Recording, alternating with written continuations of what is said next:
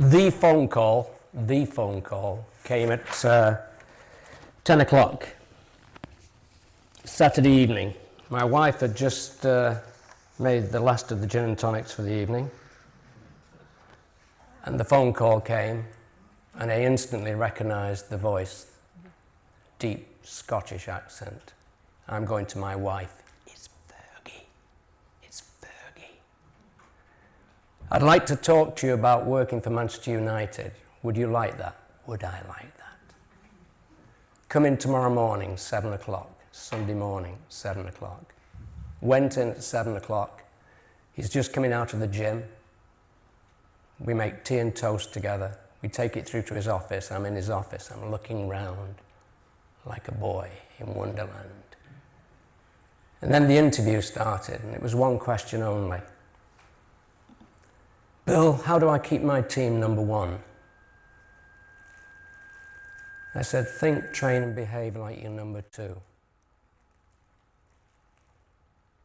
I'm going to write that down. He went and wrote it down and said, when can you start? And that really is what I do. I work in the situation, in the context, on the corridors, in the dressing rooms. And everything you've heard this morning, I understand. I know I apply it, but I apply it in the situation. So if I have some skills to offer you today, it really is one, situational awareness. Things change day to day in a football club. You have to be aware of the situation. There's no one recipe. You have to know where the team is at that moment.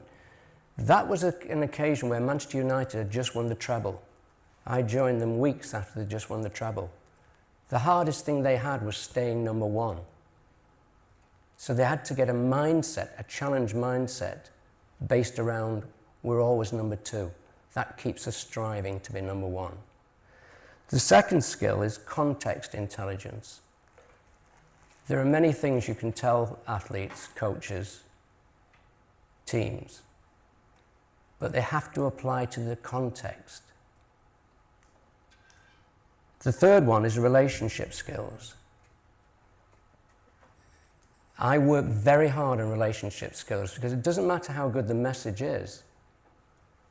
The players, the coaches, the teams have got to be willing to listen to you, to engage with you.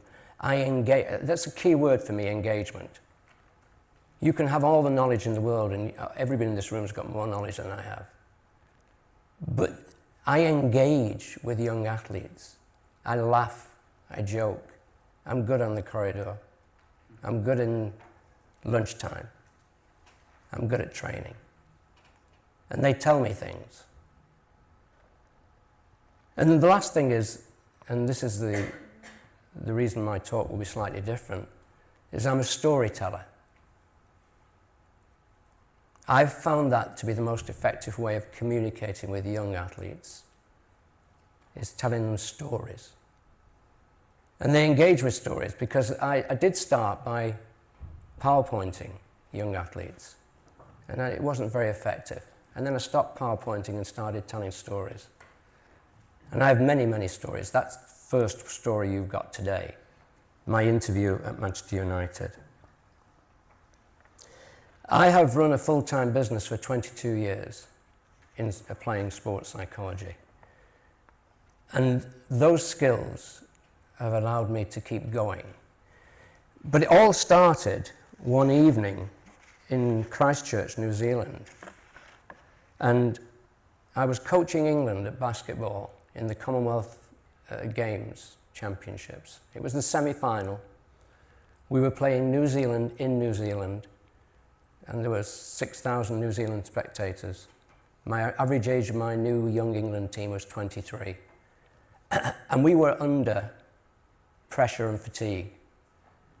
With 20 seconds to go, we were 1 point down, and we had the ball. And at that time, I was just a coach. That's all I wanted to be. I'd been a PE teacher, and I became a coach. And that was everything to me. But in that 20 seconds, I began to understand psychology in action. And I don't think you can understand it from textbooks, from PowerPoints. You have to see it. You have to feel it in the moment. You have to feel it when pressure and fatigue are at its most. And you have to see how young men, young women respond. So here we go. 20 seconds, 1 point down. We have the ball. And I feel good. Why? Because we've rehearsed the last shot play. Again and again in practice, I've just shouted out, run the box, and they know exactly what to do. And that's one of the things, the comments was made about the challenge mindset. The more we prepare, the more we're capable of meeting challenges, the more confident we are. So we prepared this moment. We came down, we ran the play. It was beautiful. It ran first time. Normally we run it 2 or 3 times to get a man open for the shot. It worked first time.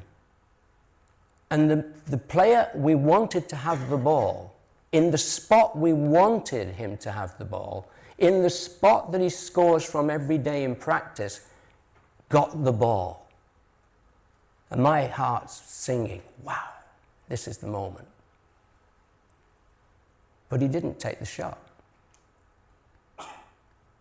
He didn't take the shot. And behind me, my assistants are going, Billy's not taking the shot.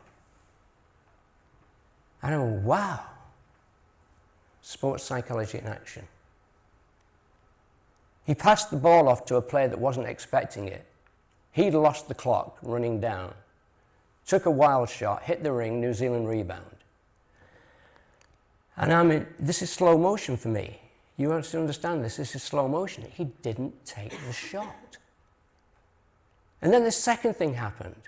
My captain, Paul Stimson, broke all the rules of basketball, ran around the back of the court, came on the blind side of the New Zealander with the ball who was looking to pass the ball, got a hand on the ball, knocked against his legs, went out of bounds. Nobody has written that script. But that kid found a solution in the context of the moment. So I'm seeing 2 things happening. Wow. And then the third thing happened. I had a timeout left. There was 5 seconds on the clock. So